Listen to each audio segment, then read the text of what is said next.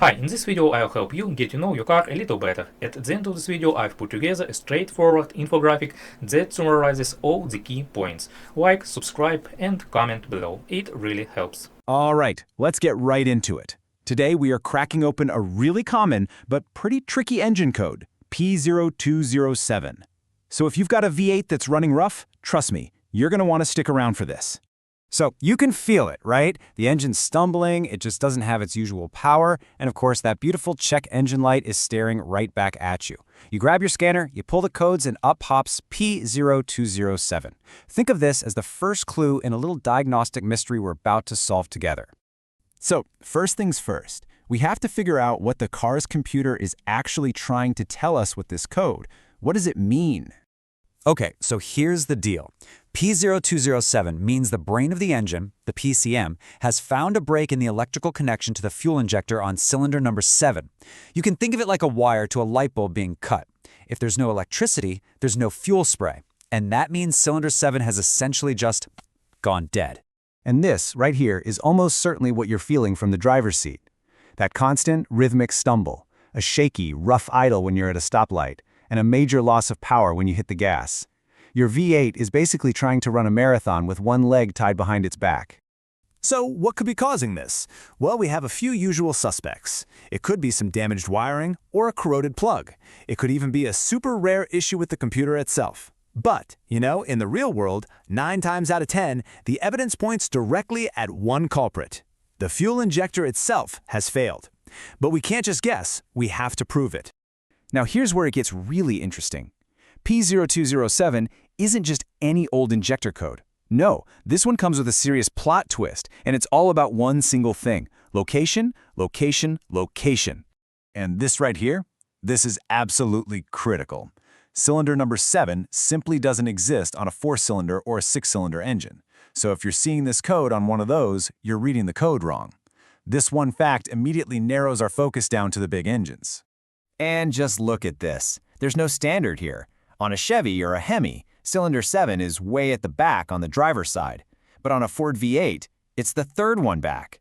This is why you absolutely positively have to check a service manual. Finding the correct cylinder is your first and most important mission. So why does this location matter so much? Well, because it's usually at the very back of the engine, it gets buried up against the hot firewall, which makes it a real pain to get to.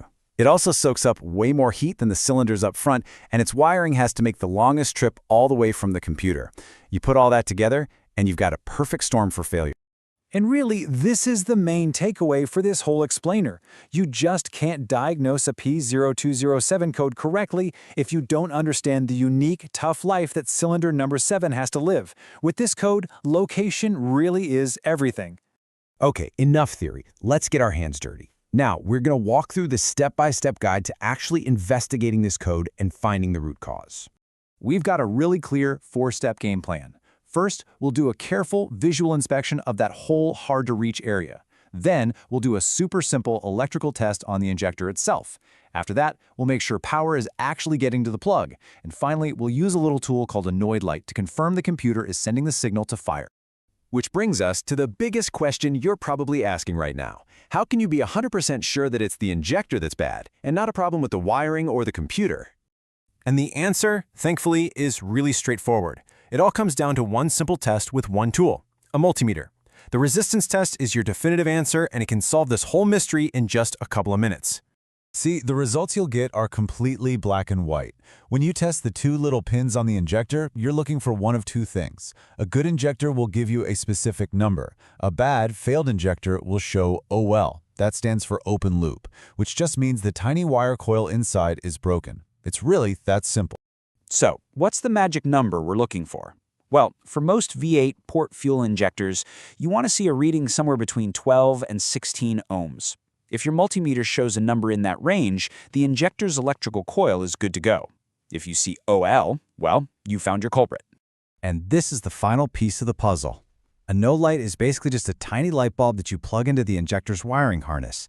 If you crank the engine and that little light flashes, you have just proven that the computer is sending the signal and the wiring is delivering it perfectly. So think about it. If the light blinks but the cylinder's still dead, the injector is the only thing left that can be bad. Okay, we found our bad guy. We've proven our case. Now let's talk about closing this case for good by fixing the problem and making sure it doesn't come back. Now check this out, because this is how it often plays out in the real world. This was on a 2015 Silverado, and the misfire only happened once the engine was fully warmed up. When cold, the injector tested perfect, 15.1 ohms. But once it got hot, the reading went to infinite, OL. It was open. This is a classic heat soak failure, and it happens all the time to poor old cylinder number 7. So, how do you stop this from happening again? Well, you have to respect the tough neighborhood that cylinder 7 lives in. First, make sure every single heat shield is in place, especially around the exhaust.